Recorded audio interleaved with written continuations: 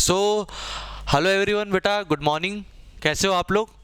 आशा करते हैं आपके फैमिली में भी सब अच्छे होंगे बेटा, आप भी खुश होंगे।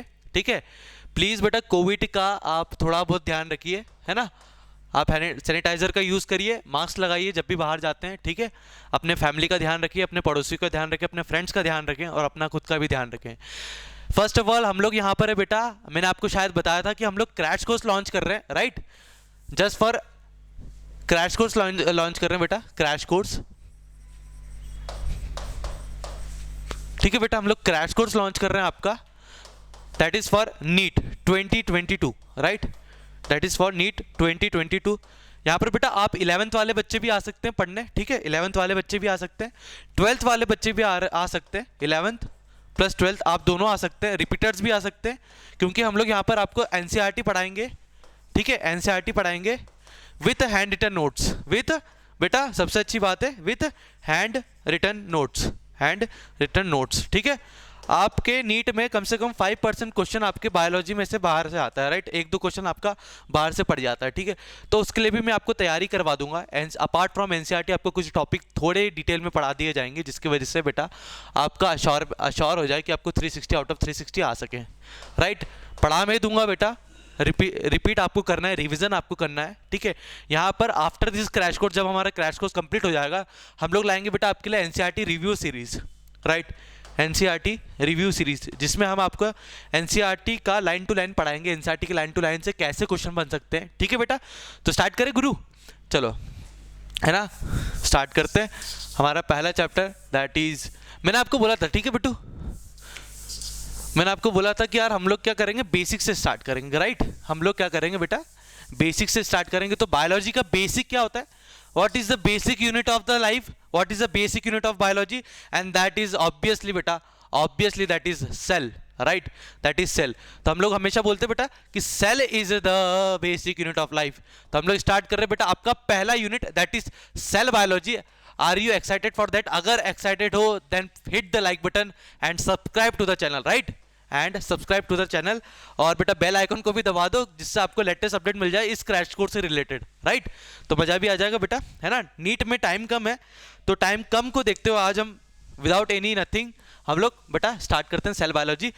अगर मैं बात करता हूं बेटा सेल बायोलॉजी की, तो आपके बायोलॉजी, आपके 11th बायोलॉजी में सेल बायोलॉजी दो पार्ट में डिवाइडेड है, that is cell the unit of life, cell the unit of life and cell cycle and cell division, right, cell cycle and cell division। Cell बहुत important है बेटा, right. Just because हम लोग यहाँ पर पढ़ते हैं बेटा डिवीजन ऑफ सेल, हम लोग यहाँ पढ़ते हैं structure of cell, composition of cell, function of cell, है ना, जेनेटिक्स ऑफ द सेल, और ये सारे ही मेन एरिया है जिस वजह से हम बायोलॉजी को और थोड़ा बहुत डील कर पाएंगे, राइट बेटा, और थोड़ा बहुत डील कर पाएंगे, राइट। ह्यूमन रिप्रोडक्शन हो गया बेटा आपका, ठीक है, प्लांट रिप्रोडक्शन हो गया, हर जगह आपको डिवीजन ऑफ सेल देखने को मिलेगा, हर जगह आपको क्या मिलेगा बेटा, डिवीजन ऑफ सेल देखने को मिलेगा। और डिवीजन ऑफ सेल तभी समझ पाओगे जब आपको सेल की बेसिक बातें पता हो, सेल की कुछ ऐसी बातें पता चला हो कि आप शायद डीएनए कैसे रेप्लिकेट होता है, राइट। हम लोग मतलब आपको ले जा रहे हैं बेटा बेसिक लेवल से, जिसकी वजह से आपका आपका जो ब्रेन है ऐसा सेट हो जाए कि eight the end of the day जब आप नीट का एग्जाम दे रहे हो बेटा, तो वो 3 घंटे आपके लिए बर्डन नहीं, वो 3 घंटे आपको पिकनिक ट्रिप लगे, राइट, है ना। आप मजे करो बेटा, आप ऐसा लगना चाहिए उस दिन कि आप पार्क में घूम रहे हो, एकदम प्यारी तरीके से पेपर दे रहे हो, ऐसा आपको डील करेंगे। तो स्टार्ट करते हैं बेटा अगेन, कि हमने बोला बेटा सेल बायोलॉजी की बात कर रहे हैं हम लोग, सेल बायोलॉजी से स्टार्ट कर रहे हैं। सेल बायोलॉजी में आपके 11th एनसीईआरटी में बेटा सबसे पहले बोला है that is cell the unit of life, then we will discuss the cell cycle and cell division। basically ये चैप्टर आपका बॉटनी ब्रांच से आएगा, बॉटनी से आएगा। तो हम लोग यहाँ स्टार्ट कर रहे हैं बेटा आज botany and the basic unit of the life. मैं आपको बता दूं बेटा, अगर मैं सेल बायोलॉजी से बात करता हूं तो single chapter that is cell the unit of life में आपके 5 से 6 क्वेश्चन आ जाते हैं, कभी कभी कम भी हो सकते हैं। और वही मैं बोलूँ cell cycle and cell division बेटा, तो 3 से 4 क्वेश्चन आते हैं, राइट। तो आपको यहाँ पर माल मसाला आपका तैयार हो जाता है ना, 40 नंबर से 50 नंबर का आपका सब कुछ तैयार हो जाता है, बस आपको पढ़ना है। Let's move ahead and that are our chapter that is cell the unit of life. Again welcome to all. हमारा पहला chapter that is cell the unit of life. बेटा बेसिकली मैं आपको कुछ बातें बता दूं, मैं दूसरे टीचर्स के बारे में नहीं बोलना चाहता हूं, but the word meaning is too different. बोलते हैं ना कि यार शब्दों से बहुत कुछ डिफाइन होता है, राइट? तो मैंने आपको बोला बेटा cytology and cell biology. Basically सारे मोस्ट ऑफ द टीचर्स और most of the student use the cell biology as cytology. Difference इतना है और सिमिलर इतना है कि यार दोनों ब्रांच आपकी साइटोलॉजी एंड सेल बायोलॉजी दोनों डील करता है बेटा आपकी स्टडी ऑफ द सेल से। But the fact is when I talk about the cytology is nothing but it's the branch of biology that deals with the study of only cell structure, right? Only cell structure, right? Cytology का मतलब क्या होगा बेटा आपका? सिर्फ cell structure से, cell structure की मैं बात करता हूँ बेटा, तो मैं बोल रहा हूँ मैं साइटोलॉजी पढ़ रहा हूँ, राइट? मैं बोल रहा हूँ बेटा मैं साइटोलॉजी पढ़ रहा हूँ, एवरीफाइड मैं साइटोलॉजी पढ़ रहा हूँ। अगर मैं सिर्फ क्या करता हूँ बेटा, मैं सिर्फ सेल स्ट्रक्चर के बारे में पढ़ता हूँ, सेल स्ट्रक्चर के बारे में। बट जब मैं सेल बायोलॉजी पढ़ता हूँ बेटा, जैसे कि आप थोड़ा बहुत याद करना, जब मैं सेल बायोलॉजी की बात करता हूँ बेटा, तो cell biology in the sense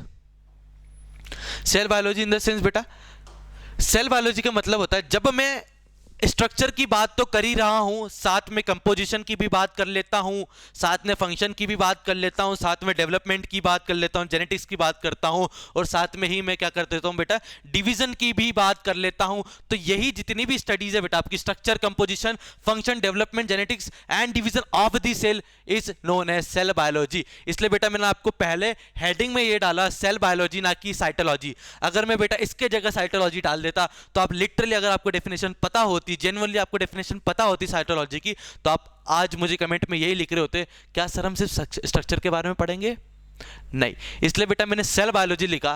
तो सेल बायोलॉजी का मतलब क्या होता है बेटा, टर्मिनोलॉजी बता रहा हूं। सेल बायोलॉजी का मतलब क्या होता है, हम लोग यहां स्टडी करते हैं सेल के स्ट्रक्चर की, कंपोजिशन की, फंक्शन की, डेवलपमेंट की, जेनेटिक्स की और डिवीजन की, राइट? और डिवीजन की। हम स्टार्ट करते हैं बेटा पहली बात कि यार सेल में कंपोजिशंस क्या क्या होते हैं। मैं आपको पहली बेसिक चैप्टर है इसलिए मैं आपको बेसिक से ही ले जाऊंगा और यहीं से आपके सारे चैप्टर्स को लिंक भी करना चाहता हूं, जिससे बेटा अगर कोई लिंकेज क्वेश्चन आए, कोई लिंक्ड क्वेश्चन आए कि यार मतलब ये अटैच हो रहा है किसी और चैप्टर से, राइट? अटैच हो रहा है किसी और चैप्टर के से, तो यार मैं कैसे डील कर पाऊँ, राइट? तो मैं आपको बेसिक चैप्टर से एडवांस तक ले जाना चाहता हूँ, राइट? बेसिक चैप्टर से एडवांस तक ले जाना चाहता हूं। एंड द फैक्ट इज मैं आपको हर एक चैप्टर को लिंक कर दूंगा, जिसकी वजह से आपका कैसा भी फ्रेम होता है, क्वेश्चन कैसा भी फ्रेम होता है, आप क्विकली आंसर दे पाओगे, राइट बच्चा? क्विकली आंसर दे पाओगे, ठीक है? तो मैं आपको बोल रहा हूं बेटा कि अगर मैं सिर्फ कंपोजिशन की बात करता हूं, यहां पर सेल बायोलॉजी का मतलब क्या था कि सेल बायोलॉजी में मतलब structure, composition, function, development, genetics and division की बात करी थी, राइट? अगर मैं कंपोजिशन की बात करता हूं तो कंपोजिशन में आपका पहला कंपोजिशन जो सेल में आता है that is water, right? Water, protein, carbohydrate, nucleic acid, lipid and ions, right? Water, protein, carbohydrate, nucleic acid, lipids और ions. when I talk about the fat then it will comes into the lipid section, right? तो मैंने बोला बेटा composition में बात करता हूं बेटा water, protein, carbohydrate, nucleic acid, lipid and ions, okay? Lipids and ions. Composition में बात करता हूं बेटा तो वाटर आपका रहता है अप्रोक्सीमेटली, नॉट एग्जैक्टली बेटा, याद रखना, not exactly, it is approximately 70 to 90%, okay? 70 to 90%, right? Then I talk about protein, तो प्रोटीन आपका होता है बेटा 10 to 15%, कार्बोहाइड्रेट होता है 5%, न्यूक्लिक एसिड होता है आपका 5 to 7%, राइट? एंड लिपिड्स होता है आपका 2% एंड आयंस होता है आपका 1%. And these are average composition of the cell, right? Please note these are average composition of the cell. Can we proceed, right? है ना? How's the Joes? लिखिए बेटा कमेंट बॉक्स में, मजा आ रहा है तो आप लिख दीजिए, लाइक करिए, सब्सक्राइब करिए, ठीक है बेटा? नोट लिखिए बेटा, हमारे फर्स्ट सेल हम लोग आए कहां से? That is zygote. When female gamete and male gamete fuse together it forms what? Zygote, right? Sperm and ओवा फ्यूज होके क्या बना बेटा? जायगोट। तो जायगोट हम ही थे, तो हमारा पहला सेल हम कहां से स्टार्ट हुए? The first cell of the life is the zygote, right? But in sexually, right? Sexual reproduction, right? तो जायगोट की बात करता हूं बेटा, तो जायगोट हमारा क्या है बेटा? हमारा फर्स्ट सेल है, राइट? हम लोग स्टार्ट हुए थे, तो जायगोट हमारा सबसे छोटा भाई है मतलब सबसे छोटा भाई नहीं, मतलब हमारी सबसे पहली जो लाइफ थी वो जायगोट में थी, राइट? क्यों? क्योंकि मेल और फीमेल दोनों गैमेट फ्यूज हुए एंड जायगोट का फॉर्मेशन हुआ, ठीक है बेटा? अगर मैं देखो, मैंने बोला जायगोट फॉर्म हुआ, तो जायगोट से इन्फेंट बना, है ना? एंड इन्फेंट से एडल्ट बना, right? What do you mean bye infant, right? Comment box में लिखना बेटा, what do you mean bye infant? Basically मैं आपको बता देता हूँ, कमेंट बॉक्स में मुझे प्रॉपर आंसर चाहिए। मैं अभी बता देता हूँ, इन्फेंट मतलब बच्चा, चाइल्ड, ओके चाइल्ड। तो मैं बोल रहा हूँ बेटा जाइगोट से चाइल्ड बना एंड देन चाइल्ड से अडल्ट बना, like we are adult, right. जो पढ़ रहे हैं वो भी अडल्ट अभी नहीं है, अभी बच्चे हो आप लोग, बड़े हो जाओगे, शादी वादी हो जाएगी, then that are adult, right. तो मैं बोल रहा हूँ बेटा जाइगोट से इन्फेंट, इन्फेंट से अडल्ट। कैसे कैसे? This all are possible just because of cell division.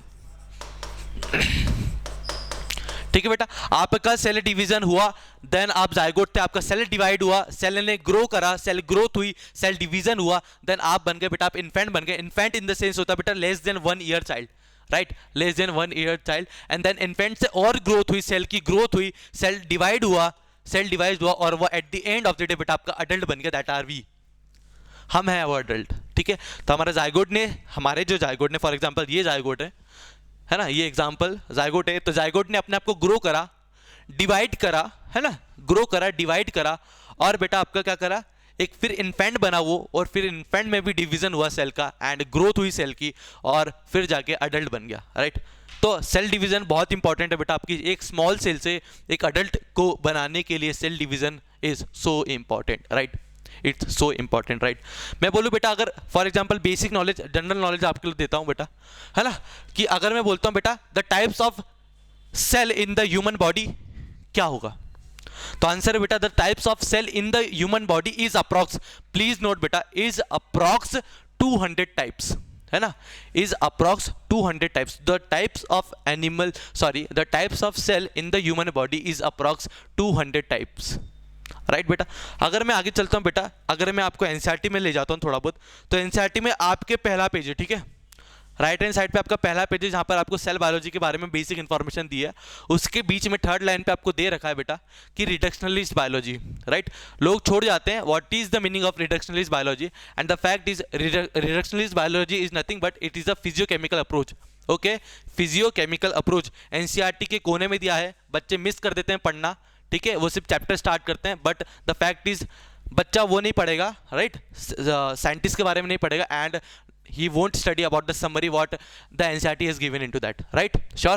तो मैं आपको बोलता हूँ बेटा रिडक्शनलिस्ट बायोलॉजी का मतलब क्या होता है? Reductionist biology is nothing but it is a physiochemical approach to study on the living body, on the living organism at the bottom level, है ना, it is a bottom level study. मैं अगर cell से भी छोटी unit की बात करता हूँ बेटा, तो आप बोलोगे यहाँ पर बेटा एटम, राइट। आपके इकोलॉजी में लिखा हुआ है, आपके इकोलॉजी में लिखा है कि भाई लाइफ स्टार्ट फ्रॉम सब एटॉमिक मॉलिक्यूल्स, सब एटॉमिक मॉलिक्यूल्स, दैट मीन्स हमारी लाइफ सिर्फ सेल से स्टार्ट नहीं हुई थी, हमारी लाइफ एटम से भी स्टार्ट हुई थी, right.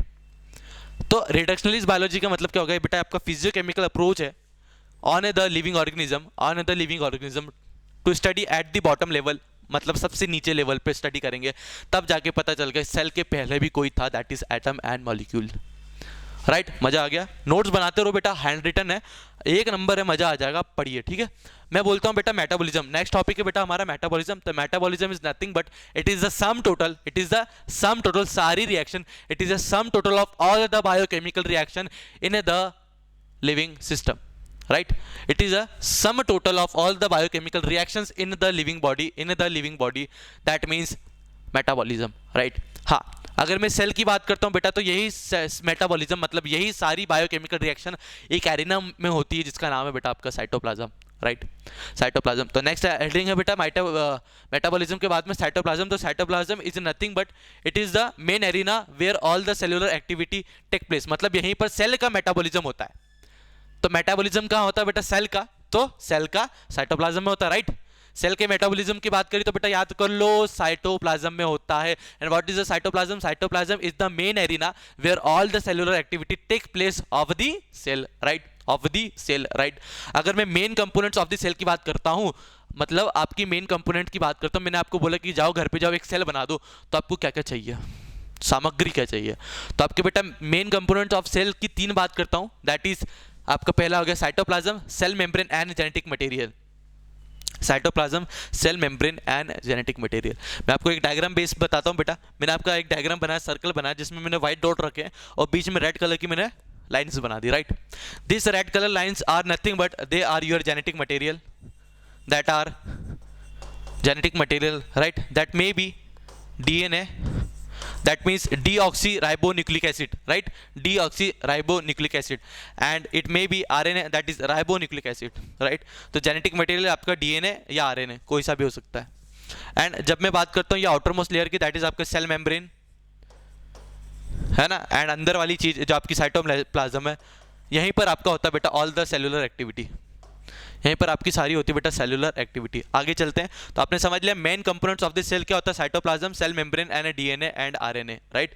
DNA and RNA, right? DNA and RNA, right बेटा? DNA and RNA.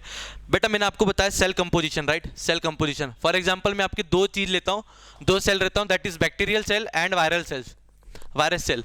मैंने बोला फॉर एग्जांपल, मैंने तीनों में ये कर दिया, ठीक है? मैंने बोला इसमें भी सेल साइटोप्लाज्म है, इसमें भी सेल मेम्ब्रेन है, इसमें भी जेनेटिक मटेरियल है. वायरस में भी साइटोप्लाज्म है, सेल मेम्ब्रेन है और जेनेटिक मटेरियल है. मान के चले, है ना? मान के चलते हैं, ठीक है? बट द फैक्ट इज, अगर मैं डिफरेंस में जाऊं बेटा, रियलिटी डिफरेंस में जाऊं, तो आपने सुना होगा, हमेशा आपने ये सुना होगा कि यार cell that virus is the linkage between living and non living, right? Virus is the linkage between living and non living. Just because अगर मैं सो कॉल्ड बुद्धिजीवी से बात करता हूं बेटा, सो कॉल्ड, तो वो लोग यही बोलेंगे कि यार virus is nothing but, virus is nothing but, I am talking about students जो थोड़ा बहुत एक्सपांड नहीं पढ़ पाए, और मैं चाहता हूं कि वो यहाँ पढ़ लें. जो मेन चीज़ें, मेन डिफरेंस है आपका यहाँ पर, देखिए वायरस का मतलब, अगर मैं बच्चों से पूछता हूँ, बेसिकली किसी भी बच्चे से पूछता हूँ, तो वो यही बोलेगा sir virus is linkage between living and non living. And I told why, and then उनका सिंपल से आंसर आता है कि बेटा अगर वो बोलते हैं सर अगर जो वायरस है आपका बॉडी के बाहर है तो वो नॉन लिविंग है, एंड जब आपके बॉडी के अंदर है तो वो लिविंग है. तो basically they want to say that virus is just dependent on the host body, right? सही बात है, but it is not complete definition, just because जब अभी मैं आपको दिखाता हूँ बेटा, जब भी बैक्टीरियल सेल की बात करता हूँ तो बैक्टीरियल सेल के पास में आपका साइटोप्लाज्म भी होता है ना? सेल मेम्ब्रेन भी होता है, जेनेटिक मटेरियल भी होता है. But the fact is virus के पास में भी सेल मेम्ब्रेन होता है, जेनेटिक मटेरियल होता है, इट मे बी आरएनए और may be DNA, right? But यहाँ पर वायरस के पास में आपका बेटा साइटोप्लाज्म नहीं होता. और जैसा कि मैंने आपको बताया cytoplasm is the main arena of all the cellular activities. Just that metabolism हमारे साइटोप्लाज्म में होगा, राइट? सेल के साइटोप्लाज्म में होगा. तो यहाँ पर अगर साइटोप्लाज्म नहीं है तो आपकी बेटा मेटाबॉलिज्म भी तो कहाँ है ना? इसलिए तो ये एक्सेप्शन है. तो साइटोप्लाज्म नहीं तो आपकी मेटाबॉलिज्म नहीं है. दस दैट्स द आंसर. आपका सेल एक कंप्लीट सेल नहीं है. जो आपका वायरस एक कंप्लीट सेल नहीं है, it is a incomplete cell. And as it is the incomplete cell, it do not shows independent existent, it have to depend on anything. इसको होस्ट पे डिपेंड होना पड़ता है.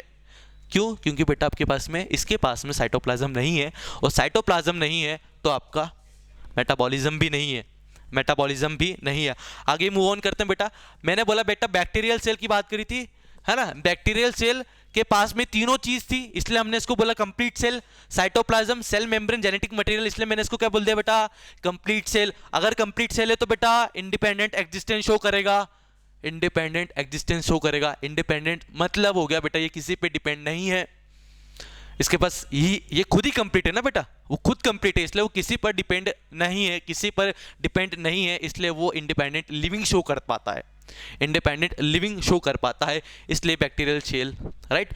बैक्टीरिया सेल कंप्लीट है और independent living show करता है.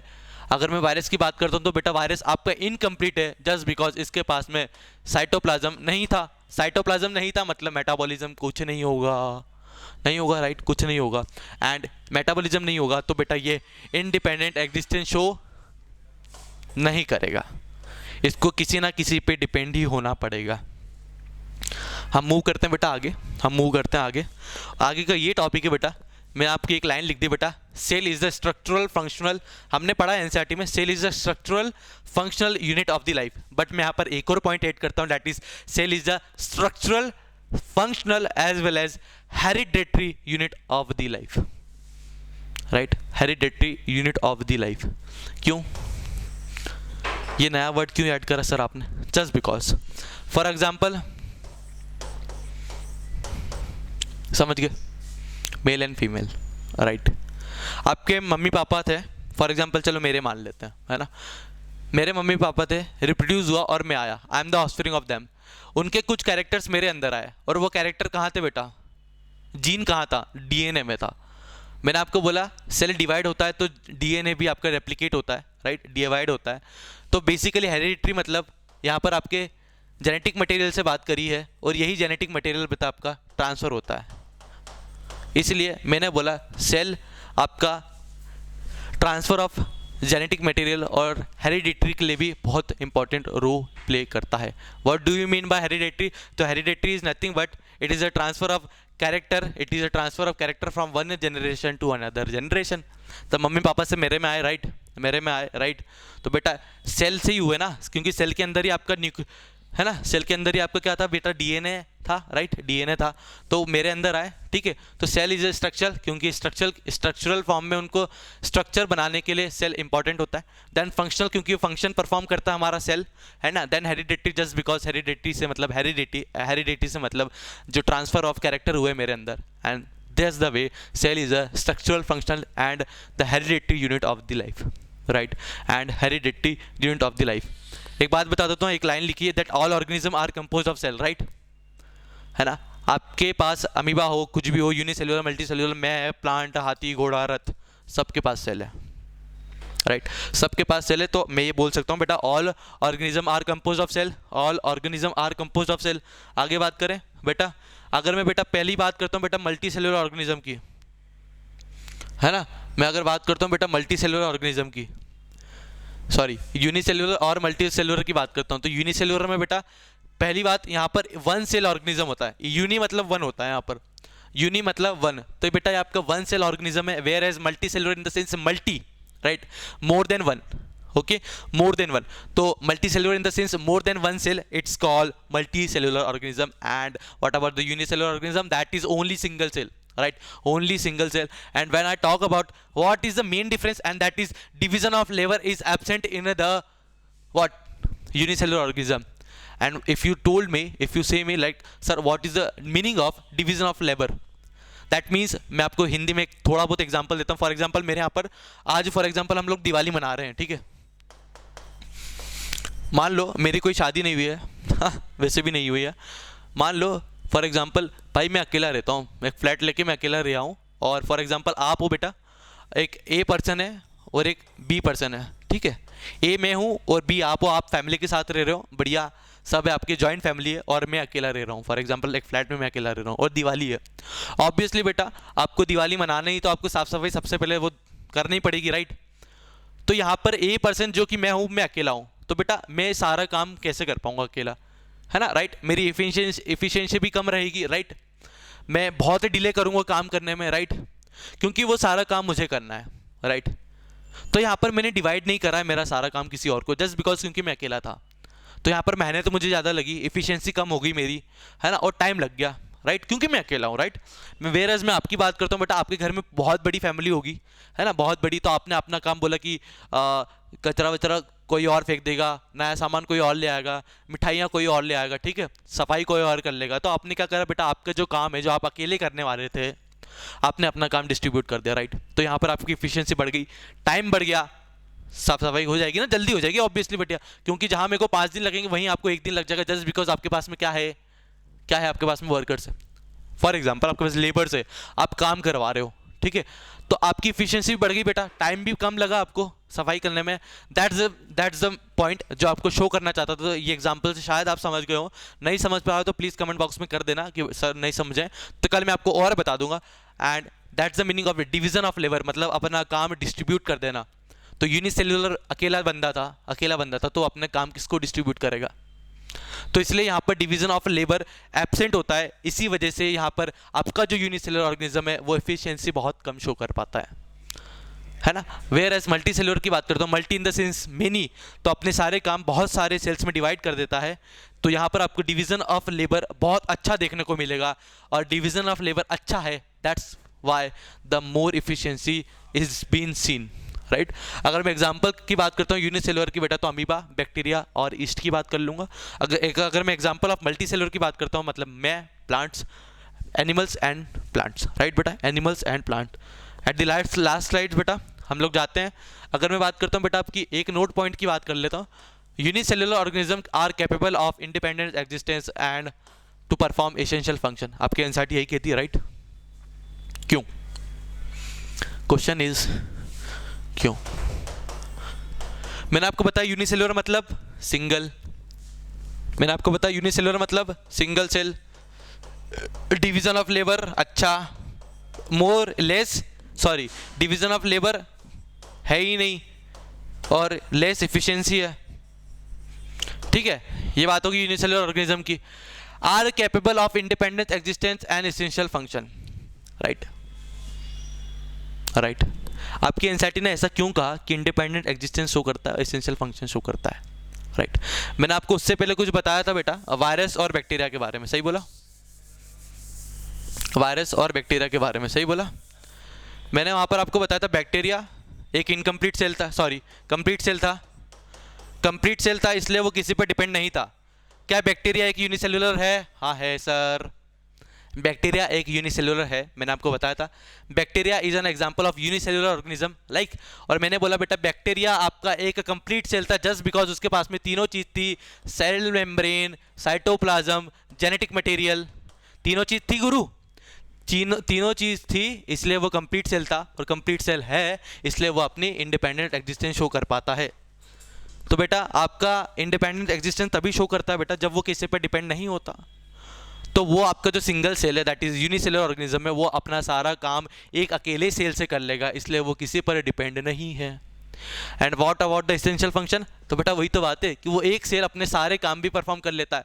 That's the reason मैंने यहाँ लिखा है और एनसीईआरटी ने भी लिखा है अपनी एनसीईआरटी में, ठीक है, कि unicellular organism are capable of independent existence and to perform their all the essential function, to perform all the essential function, to perform the all essential function, ठीक है।